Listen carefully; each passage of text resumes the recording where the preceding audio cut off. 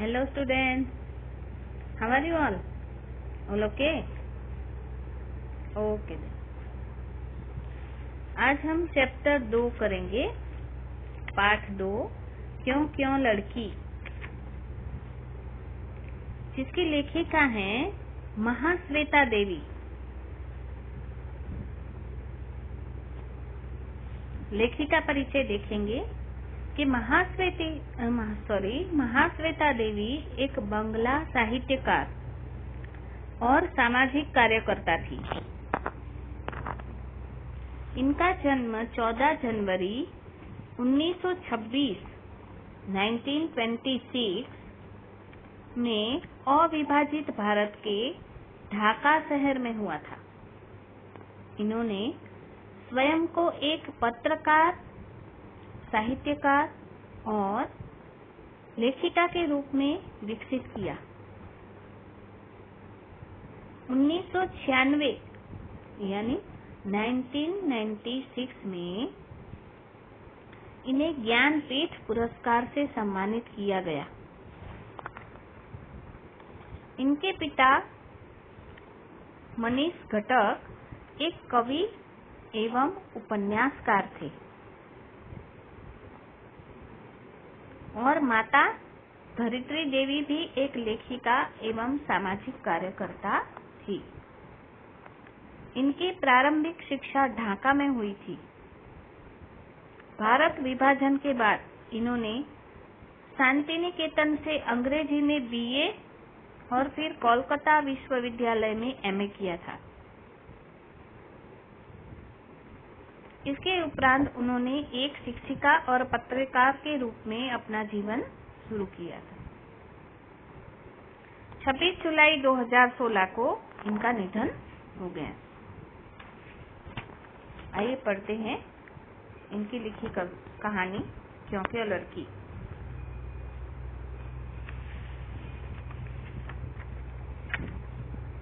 यह कहानी आदिवासियों के जीवन से संबंध है।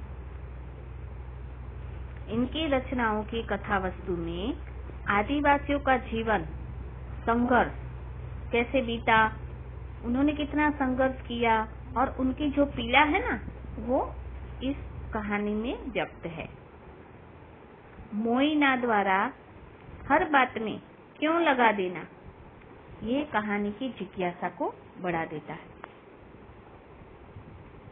ये लड़की एक थी ना, उसका नाम था मोइना। वो हर बात में क्यों क्यों प्रश्न लगाकर पूछती थी। पर क्यों? वो करीब 10 साल की थी। एक बड़े से सांप का पीछा कर रही थी। मैं उसके पीछे भागी। मैं यानी यहाँ पर लेखिका जो कहानी बता रही है ना हमें, तो वो बोल रही है कि मैं उसके पीछे भाग रही थी और ये तो सांप का पीछा कर रही थी। तो लेखिका ने क्या किया, प्यार से उसकी चोटी पकड़कर घसीट लाई और चिल्लाई, ना ना मोइना, ऐसा मत करो। तो उसने पूछा क्यों? वो कोई धामन बामन नहीं है, नाग है, नाग। धामन क्या होता है? सांप ही होता है। सांप की एक प्रजाति होती है। नाग अलग होता है, धामन अलग होता है, कोबरा अलग होता है ना, वैसे। तो नाग को क्यों ना पकड़ूं? अब वो पूछती है, क्यों ना पकड़ूं मैं नाग को? अरे काट लेगा। और लेखिका उसे ऑफिस तक घसीट लाई और वहां उसकी माँ खीरी, उसकी माँ का नाम क्या था? खीरी। वह एक टोकरी बुन रही थी। चलो थोड़ा आराम कर लो, मैंने कहा। क्यों? फिर भी पूछ रही है क्यों? लो, आराम भी नहीं करना उसे। क्यों नहीं? तुम तो थक गई होगी ना, आराम कर लो थोड़ा। तो मोहिना ने सिर हिलाया कि नहीं नहीं, मुझे तो अभी बहुत काम है। बाबू की बकरियां कौन लाएगा, लकड़ी लाना है, पानी लाना है, ये सब कौन करेगा? तो खीरी ने कहा कि बाबू ने जो चावल भेजा है उसके लिए धन्यवाद देना ना भूलना। तो कहती है क्यों, मैं क्यों धन्यवाद दूं? मैं तो उनकी गौशाला धोती हूँ, हजारों काम करती हूँ उनके लिए, वो तो मुझे कभी धन्यवाद नहीं देते, तो मैं क्यों उनको धन्यवाद दूं? अब मोहिना अपने काम पर भाग गई और खीरी कहने लगी कि ऐसा बच्चा मैंने कभी देखा नहीं है, बस क्यों क्यों क्यों। तो गांव के जो पोस्ट मास्टर थे ना, उन्होंने तो उसे क्यों क्यों लड़की का नाम दे दिया था। मुझे तो बहुत अच्छी लगती है मोइना, लेखिका कहती है, इतनी जिद्दी है कि एक बात पकड़ ले तो उसे हटती नहीं है। अब मोइना जो थी ना, ये एक आदिवासी लड़की थी, शबर जाति की। अब शबर जाति के जो लोग होते हैं ना, वो गरीब और भूमिहीन होते हैं। भूमिहीन यानी जमीनहीन, मतलब उनके पास घर नहीं होता है, वो कहीं भी जाकर घर बसाकर रह लेते हैं। सिर्फ मोहिना ही थी जो सवाल पर सवाल किए जाती थी, बाकी कोई पूछता भी नहीं था, कोई शिकायत भी नहीं करते थे।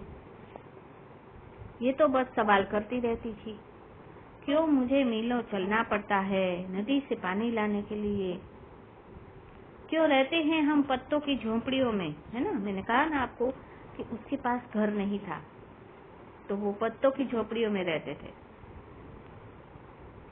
हम दिन में 2 बार चावल क्यों नहीं खाते, मतलब उनके पास खाने के भी नहीं थे, है ना, खाने के लिए भी कुछ नहीं होता था, तो वो 2 बार चावल नहीं खा पाते थे, है ना।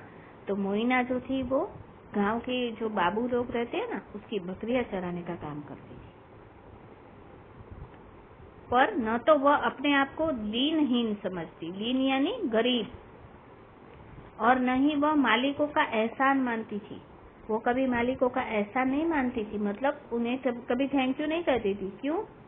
क्योंकि वो तो काम करती थी, उसके वो पैसे लेती थी ना, इसलिए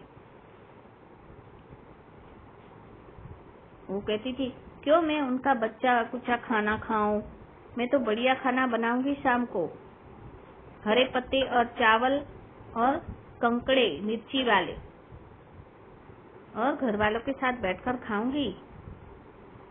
वैसे ये जो सबर लोग होते हैं ना, वो आम तौर पर लड़कियों को काम पर नहीं भेजते, और मोइना की माँ जो थी ना, वो एक पैर से लंगड़ाती थी और वह ज्यादा चल फिर नहीं सकती थी, और उसके पिता जो थे वो दूर जमशेदपुर काम की तलाश में गए हुए थे, और उसका भाई जो था वो जलाऊ लकड़ी लाने जंगल जाता था। जलाऊ लकड़ी यानी जलाने के काम आने वाली, खाना बनाते हैं ना चूल्हा जलाकर, तो वैसी लकड़ी वो लाने के लिए जंगल में जाता था, इसीलिए मोइना को काम पर जाना पड़ता था। अब उस अक्टूबर में मैं समिति के साथ वहां पर पूरा 1 माह रुकी। एक सुबह मोइना ने घोषणा की कि वह समिति वाली झोपड़ी में मेरे साथ रहेगी। तो खीरी ने कहा, बिल्कुल नहीं। क्यों नहीं? इतनी बड़ी झोपड़ी है, एक व्यक्ति तो कितनी जगह चाहिए।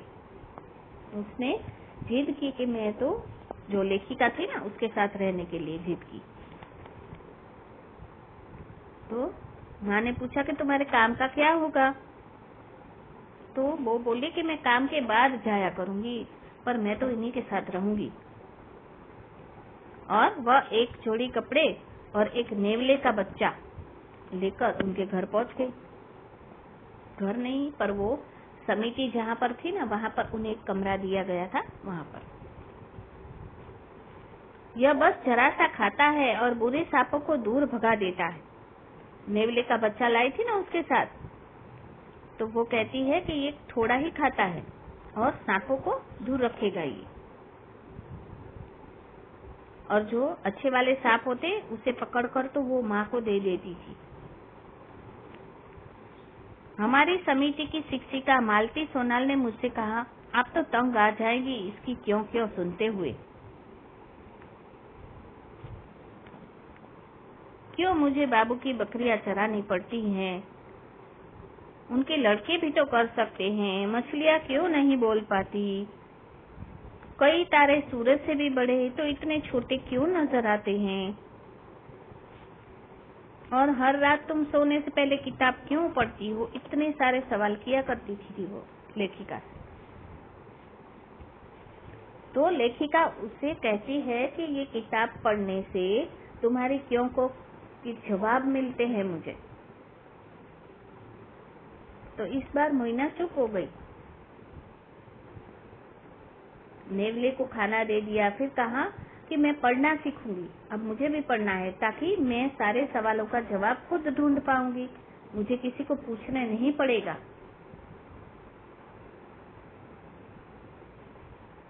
जो वह मुझसे सीखती, बकरियां चराते समय दूसरे बच्चों को सच बताती थी। जो वो लेखिका के पास सीखती थी ना, वो दूसरे बच्चों को वो सिखाती थी। कई तारे तो सूरज से भी बड़े हैं, सूरज पास है इसलिए बड़ा दिखाई देता है। मछलियां हमारी तरह बातें नहीं करती है, मछलियों की तो अपनी भाषा है जो हमें नहीं सुनाई देती। ऐसे सब सवाल करती थी और उनका जवाब खुद ब खुद देती थी। अब 1 साल बाद जब फिर से लेखिका वहां पहुंचती, तो सबसे पहले उन्हें सुनाई दी किसकी आवाज? मोइना की, है ना। स्कूल क्यों बंद है? समिति के स्कूल के अंदर एक मिमियाती बकरी को अपने साथ घसीटते हुए उसने ललकारा। ललकारा यानी जोर से बोला उसने, विपक्षी को लड़ने की चुनौती देना कि क्यों स्कूल बंद है, क्या मतलब है तुम्हारा, क्यों बंद है, मैं भी क्यों ना पढ़ूं, तो तुम्हें कौन रोक रहा है? जो शिक्षिका थी ना समिति की, मालती, वो पूछ रही है तुम भी पढ़ो ना, तुम्हें कौन रोकेगा? पर कोई कक्षा तो है नहीं। तो मालती ने कहा स्कूल तो पूरा हो चुका है, सुबह 9 से 11 बजे तक कक्षा लगाती हूँ मैं। अब मोइना ने पांव पटक कर कहा तुम समय बदल दो। समय क्यों नहीं बदलती? मुझे इस समय बाबू की बकरियां चरानी होती है और मैं तो सिर्फ 11 बजे ही आ सकती हूँ। तुम पढ़ाओगी नहीं तो मैं सीखूंगी कहाँ से? मैं बूढ़ी माँ को बता दूंगी कि बकरी चराने हम में से कोई भी नहीं आ सकेगा। अगर स्कूल का समय नहीं बदला तो मैं बकरियां चराने भी नहीं जाऊंगी और गाय चराने भी नहीं जाऊंगी, कोई काम नहीं करूंगी, या फिर स्कूल का टाइम बदल दो। शाम को मैं मोइना की झोपड़ी पर गई। लेखिका जब गई, चौके के अंगार के पास मजे से बैठी थी मोइना अपनी छोटी बहन और बड़े भाई को बता रही थी, एक पेड़ काटो तो 2 लगाओ।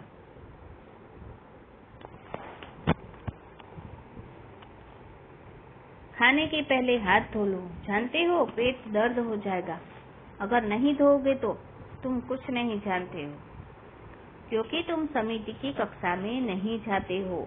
अगर तुम लोग पढ़ोगे नहीं तो तुम्हें कुछ पता ही नहीं चलेगा और किसी प्रश्न का उत्तर भी नहीं मिलेगा। और गांव में जब पहला प्राइमरी स्कूल खुला तो उसमें दाखिल होने वाली पहली लड़की थी मोइना। अब मोइना 18 साल की यानी 18 इयर्स की हो गई थी और वहीं मोइना समिति की स्कूल में पढ़ाती थी। अगर आप उसके स्कूल के पास से गुजरे तो निश्चित ही आपको उसकी बेचैन आवाज सुनाई देगी।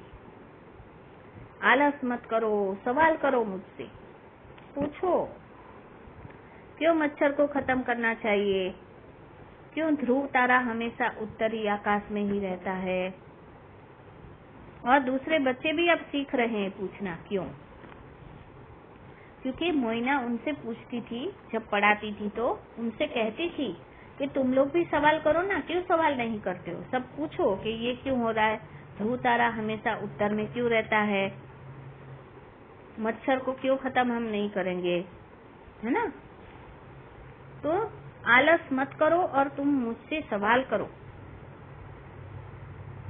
पर वैसे मोइना को पता नहीं कि मैं उसकी कहानी लिख रही हूँ। मुझे विश्वास है कि अगर उसे बताया जाए तो वो झट से पूछेगी क्यों, मेरे बारे में क्यों, है ना। मोहिना जो है वो कहानी लेखिका जो है वो कहानी लिख रही थी मोहिना के लिए। तो अगर उसे पता चल गया तो वो पूछेगी क्यों, मेरे बारे में ही क्यों आप लिख रहे हो, है ना। तो इस कहानी में आदिवासी मोहिना का बहुत ही सुंदर चित्रण लेखिका के द्वारा पढ़ने को मिलता है। ठीक है, समझ में आ गया? Okay then, bye bye.